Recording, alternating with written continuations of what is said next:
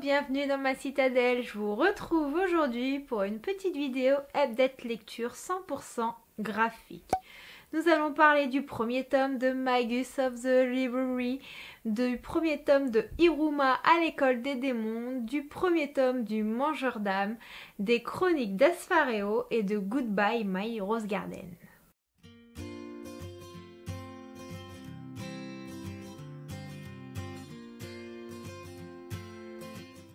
Sur les conseils d'une amie, j'ai découvert le premier tome de Magus of the Revelry de Mitsu Izumi, publié chez les éditions Kiyun.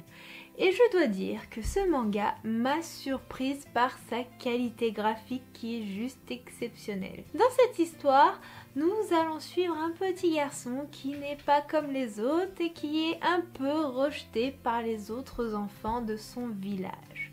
Pourquoi ? Il a les oreilles pointues. Mais c'est un garçon qui est passionné de littérature et comme il est pauvre, il est un petit peu discriminé et on ne lui autorise pas l'accès à la bibliothèque, soi-disant par rapport à des préjugés, il risquerait d'abîmer les livres. Mais un jour, tout va changer quand il va tomber sur une kahuna. Une kahuna, c'est une personne venant de la bibliothèque centrale du royaume. Et en fait, cette bibliothèque centrale, elle rassemble un petit peu tous les ouvrages. Elle les rassemble, elle les rénove, mais elle en cherche de nouveaux pour partir à la conquête de l'histoire, toujours être en quête de connaissances. Mais aussi, on parle de la place du héros. Et cette jeune kahuna va aider Shio dans sa quête de la culture, des livres, et va faire rêver ce jeune garçon et lui faire prendre un petit peu confiance en lui. Ce livre, j'ai adoré toutes les thématiques qu'il aborde de par les différentes classes sociales, les différences qui existent entre eux. J'ai aimé toutes les... Je sais pas comment vous expliquer, mais toutes les petites choses qui font référence à la culture, que ce soit au niveau de l'histoire, que ce soit au niveau simplement du plaisir de lire. Il y a plein de références culturelles qui sont très intéressantes. J'ai adoré la thématique sur les liens familiaux, puisque oui, Shio a une petite... Je sais pas si c'est Shio ou Sio comme ça se prononce, alors excusez-moi si j'écorche un petit peu le nom. Il a une histoire de famille assez particulière et vraiment très touchante. Il m'a émue sur beaucoup de perspectives et on a beaucoup de personnages qui sont très intrigants, qu'on a envie de connaître. On a une belle mise en place de l'univers dans ce tome-là. J'ai déjà lu le tome 2, donc je peux pas trop vous en parler. Je vous en parlerai plus dans un prochain update lecture. Et cette mise en place de l'univers, elle met l'eau à la bouche, elle fait qu'on a du mal à décrocher. Le manga est pourtant assez gros, mais c'est un régal graphique pour les yeux. J'ai rarement vu un graphisme aussi précis. On croirait voir un film, enfin un film d'animation, vous voyez genre les derniers Disney, comme ils sont précis, ils sont beaux. Bon là c'est en noir et blanc, mais j'ai vraiment eu la même sensation. Ce manga est vraiment un coup de cœur. Je vais continuer avec un autre manga coup de cœur. Iruma à l'école des démons de Osamu Nishi, publié chez Nomidomi. Alors, dans cette histoire, nous suivons le personnage d'Iruma qui est un jeune mortel. Et ce petit garçon, il est touchant, il est serviable, il ne sait pas dire non. Et il va tout faire pour aider ses parents, mais ses parents le délaissent un petit peu. Et contre de l'argent, ils vont faire un pacte avec un démon. Ce démon, son rêve, c'est d'avoir un petit-fils. Sauf que c'est un démon âgé et il ne peut pas avoir d'enfant comme ça, du coup, vu qu'il n'en a jamais eu. Et donc après il va faire le pacte avec Iruma pour devenir le petit-fils de ce démon. Sauf que ce démon c'est le principal du lycée de l'école des démons et du coup il veut faire entrer Iruma dedans. Le problème c'est que si les autres démons découvrent que Iruma est un mortel, ils risquent de se faire dévorer. Alors, vous voyez un petit peu la problématique du manga, sauf que Iruma n'a rien d'un démon, c'est un mortel, donc forcément il n'a pas de capacité particulière. Dans cette histoire du coup on vit énormément d'aventures puisque du coup faut pas qu'Iruma se fasse démasquer et ça m'a fait mourir de rire. Je l'ai lu à une vitesse astronomique. En plus on va rencontrer de nombreux démons qui eux ont des capacités qui sont juste hallucinantes. Il y a plusieurs grades, il y a plusieurs styles d'invocation. Enfin, je peux pas vous en dire trop, c'est un premier tome, c'est une introduction. Si je vous en dis trop, malheureusement, je vais vous spoiler l'histoire. Mais j'ai pris un plaisir inouï à le lire. Et ce manga, il change les idées, il est hilarant, il est comique, il est touchant. Le grand-père démon, oh là là, mais je me suis prise un coup de cœur sur lui puisque finalement il a un rêve qui est tout à fait compréhensible. Enfin, c'est un manga que je vous conseille si vous avez besoin de vous changer les idées et si vous aimez un petit peu les histoires farfelues. Sur les conseils de mon libraire, j'ai lu Le Mangeur d'âme, le premier tome, qui est une BD, qui est une trilogie, Le Gardien, donc de François Lapierre, Patrick Boutin-Gagné, édité chez les éditions Vent d'Ouest. Alors dans cette histoire, nous sommes dans un pays un peu nordique, je crois que ça se passe au Québec si ma mémoire est bonne.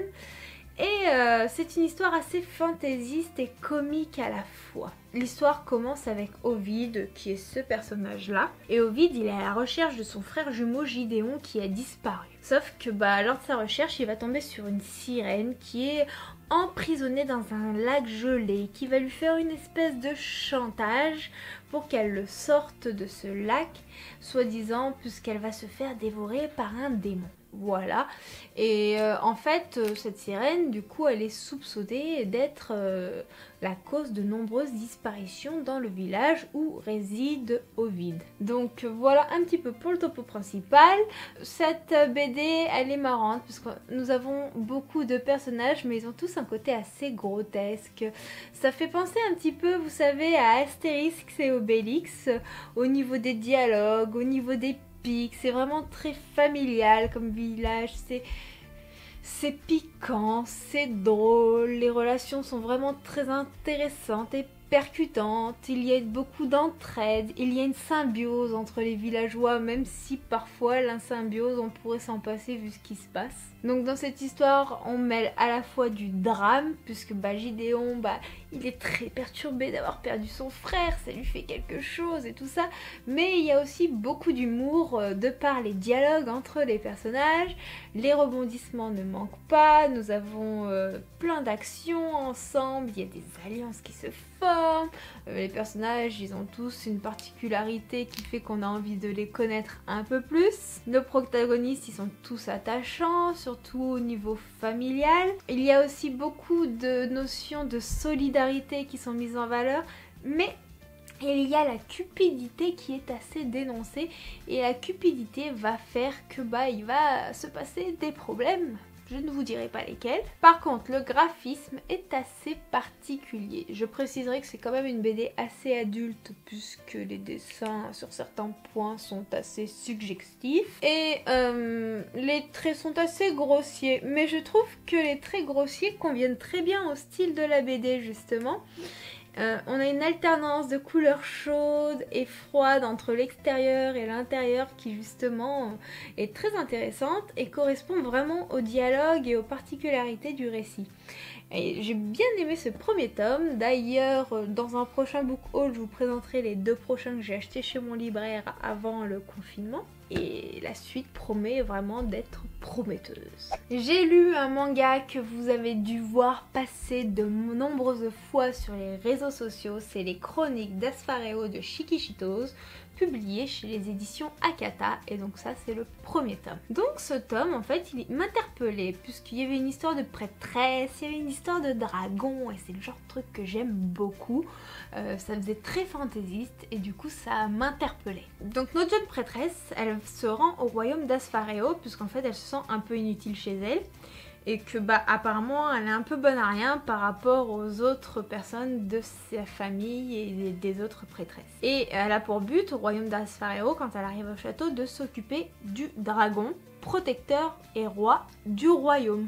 Donc avouez que c'est quand même déjà un petit peu particulier. Sauf qu'en fait il faut savoir que ce dragon, selon son état de santé, selon comment on s'en occupe, eh ben, il affecte un petit peu toute la contrée d'Aspharéo. C'est-à-dire que s'il va pas bien ou autre, eh ben, il peut y avoir des énormes sécheresses ou des énormes pluies.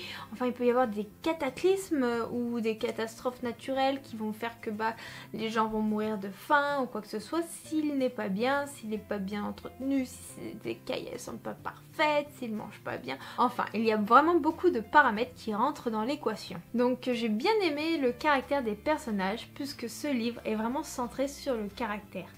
J'aurais espéré avoir un univers plus développé. Je m'attendais à un univers qui était plus dans la nature, avec, je sais pas, des forêts, des montagnes, des balades. Et là non, on est vraiment cloîtré dans le château. Mais ce premier tome met l'accent du coup sur chacun des protagonistes.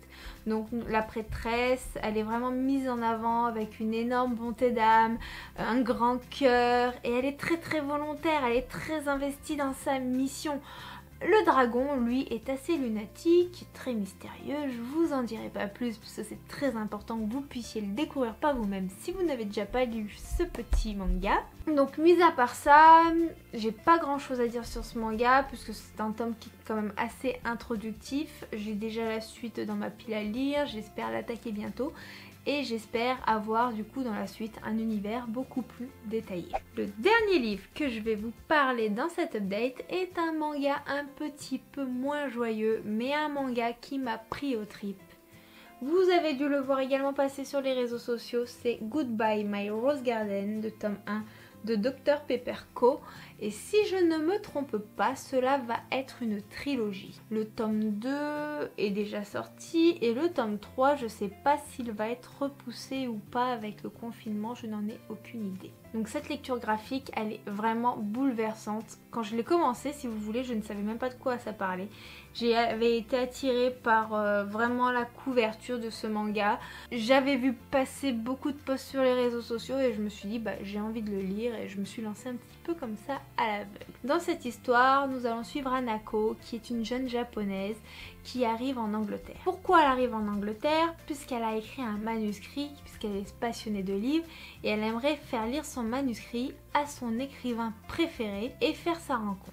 Sauf que rien ne va se passer comme prévu et on va lui dire que cet écrivain ne veut pas la rencontrer, mais là elle va rencontrer Mademoiselle Alice qui est une noble vraiment sympathique et qui lui dit qu'elle peut la mettre en contact avec cet écrivain à condition que celle-ci accepte de l'aider à la tuer. Donc voilà un peu le topo principal. Donc j'ai beaucoup aimé puisque c'est une histoire déjà qui se passe dans les années 1900 si je vous dis pas de bêtises. Oui c'est ça.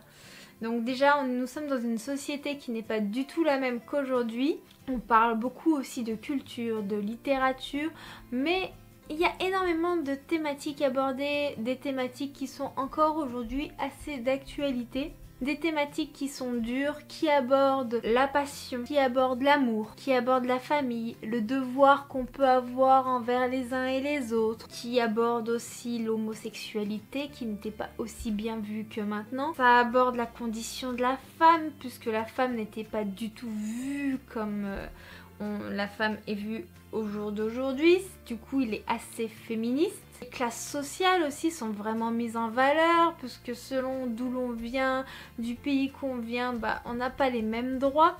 Enfin, toutes ces thématiques, elles sont vraiment prenantes, elles m'ont retourné le cœur. Je pensais vraiment attaquer un manga léger et en fait j'en suis ressortie mais complètement brassée. J'ai aimé les différences de culture entre les protagonistes. Je trouvais ça tellement intéressant de voir une japonaise avec une anglaise en 1900 et vraiment les différences qu'il y a entre elles, mais aussi tout ce qui les rapprochait malgré leurs différences, parce que c'est pas parce qu'on vient d'endroits différents que finalement on peut pas s'accepter, qu'on n'a pas des passions communes, et ça j'ai trouvé ça formidable. C'était vraiment une belle leçon sur la tolérance, sur l'amitié, sur l'acceptation, sur comprendre la culture de l'un et de l'autre, même si on ne pratique pas une même culture, ben justement ça n'empêche pas de laisser chacun faire ce qu'il veut comme il l'entend et de respecter. Et cette notion de respect, elle est super bien abordée par Dr Pepperco. Nous avons des illustrations sublimes qui reflètent parfaitement les émotions. Les dialogues dans ce manga, ils sont menés avec une finesse incroyable. Si on lisait un roman, ça serait pas pareil, mais on a un peu la même sensation que lorsqu'on lit un roman qui est bien travaillé, un bon classique, puisque tout est fin, les phrases, tout est réfléchi, c'est vraiment tout calculé au millimètre. Enfin, ce manga, il est vraiment d'une grande richesse et je ne peux que vous le conseiller. Après, lisez-le plutôt à un moment où vous êtes dans un mood plutôt pas mal, puisque il est quand même assez prenant aux tripes et si vous êtes déprimé, c'est pas le bon moment pour le lire. Voilà, ce sera tout pour cette update lecture 100% graphique. J'espère qu'il vous aura plu. Moi, j'ai été ravie de vous le tourner. J'ai eu quasiment que des bonnes lectures dans cette update. Enfin, quasiment, c'est même certain. Elles sont toutes très bonnes, même s'il y en a d'autres que j'ai préférées à certaines. Dites-moi vous si vous les avez lus, ce que vous en avez pensé. N'hésitez pas vous aussi à me parler de vos dernières lectures graphiques. N'hésitez pas à m'en conseiller en commentaire. Je vous répondrai avec joie comme toujours. Je vous fais de très gros bisous et je vous souhaite de très bonnes lectures. Ciao ciao!